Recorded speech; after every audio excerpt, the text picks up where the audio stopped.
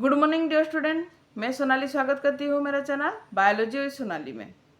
तो आज हम देखेंगे क्लास 11 बायोलॉजी का फर्स्ट चैप्टर जो है द लिविंग वर्ल्ड, जिसमें कि और एक नया टॉपिक देखेंगे diversity in the living world.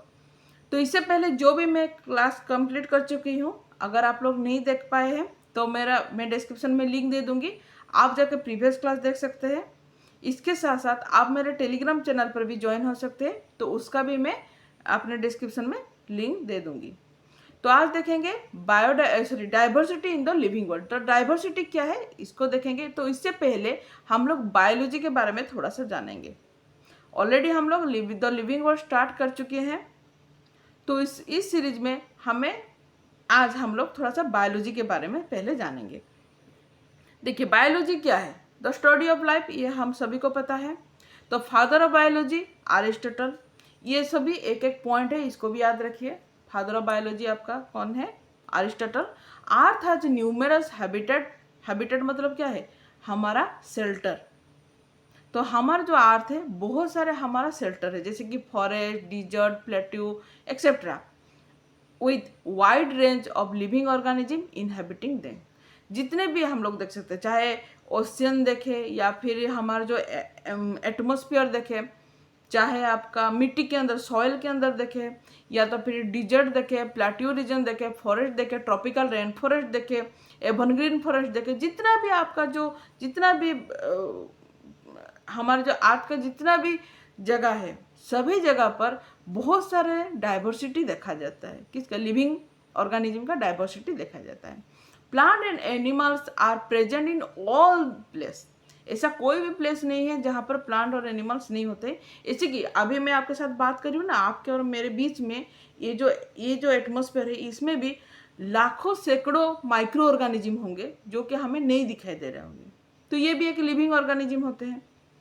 ठीक है, हर जगह पर लिविंग ऑर्गेनिज्म होते हैं, फ्रॉम पोलर आइस कैप से लेकर वोल्केनिक हॉट स्प्रिंग से लेकर तक, या तो फिर ट्रॉपिकल रेन फॉरेस्ट से लेकर ड्राई डिजर्ट तक। ठीक है, हर जगह पर ऑर्गेनिज्म होता है। ठीक है, the present of large number of species in a particular ecosystem is called biodiversity. अब भाई इकोसिस्टम क्या है? इकोसिस्टम है एक पर्टिकुलर एरिया जहाँ पर बहुत सारे डिफरेंट टाइप ऑफ ऑर्गेनिज्म एक दूसरे के साथ कोऑर्डिनेशन और इंटरेक्शन करके चलते हैं, उसको बोला जाता है ecosystem.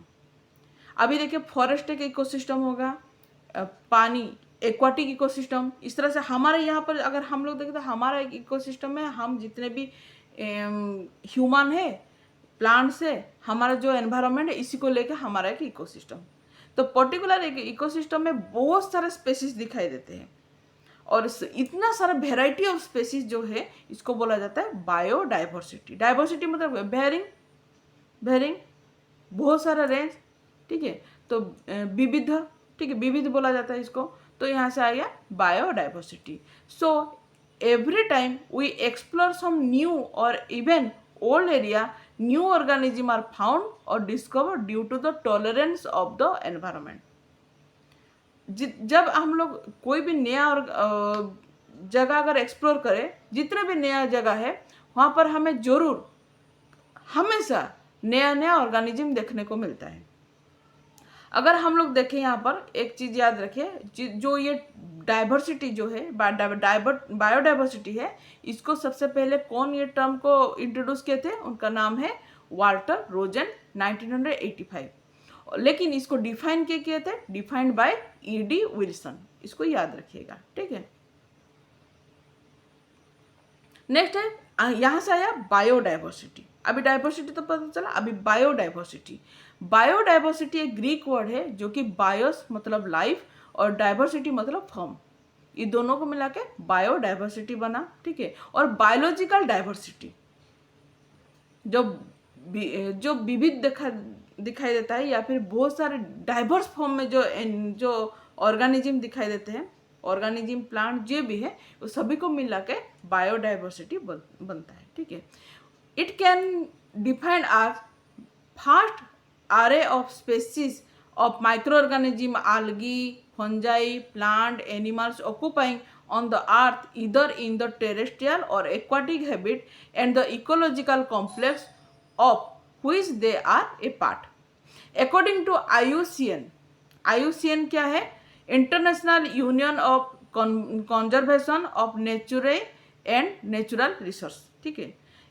currently known and described species of all organism are between 1.7 to 1.8 billion. इसको याद रखिए, ये आपका NCERT लाइन है, ठीक है।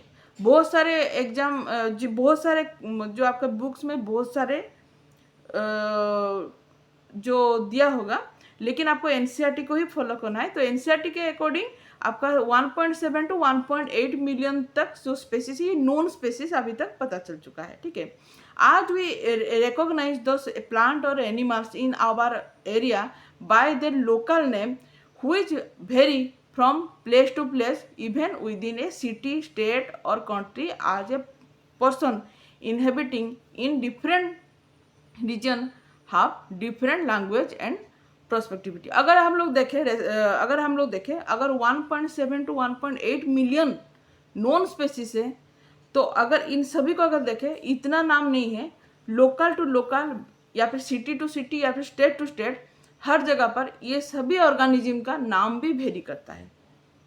तो अगर हम लोग सोचिए, अभी मैं उड़ीसा में हूँ, उड़ीसा में अगर मैं कोई भी नाम दी हूँ एक ऑर्गेनिज्म का, अगर मैं उड़ीसा के बाहर जाऊँगी तो वहाँ पर कुछ और नाम दिया जाएगा ऑर्गेनिज्म का। तो यहाँ पर क्या होता है, हमें उसको आइडेंटिफाई भी करना होता है और जानना भी होता है, ठीक है। तो इसी अकॉर्डिंग में क्या होता है, नाम को याद रखने के लिए एक तकनीक होता है, ठीक है, जिसको हम लोग नोमेनक्लेचर भी बोलते हैं। एक कॉमन नाम होता है जिसको कि वर्ल्ड वाइड उसी नाम से सभी सबको जानना होता है, जो कि आपको ऑलरेडी आप क्लास 9th में आप लोग पढ़ चुके हैं, ठीक है। इसके बारे में हम लोग ज़्यादा से ज़्यादा जानेंगे। Hence there is a need of standardize the name of all organism after proper identification in order to study diverse life form. इसीलिए सभी नामों को, अगर उड़ीसा में एक नाम है, आंध्र प्रदेश में एक नाम है, अगर तेलंगाना में एक नाम है, महाराष्ट्र में एक नाम है, अगर एक ही कॉमन ऑर्गेनिज्म का, तो सभी को स्टैंडर्डाइज करके एक ही नाम दिया जाएगा और इसी को ही नेमिंग या फिर नोमेनक्लेचर बोला जाता है, ठीक है।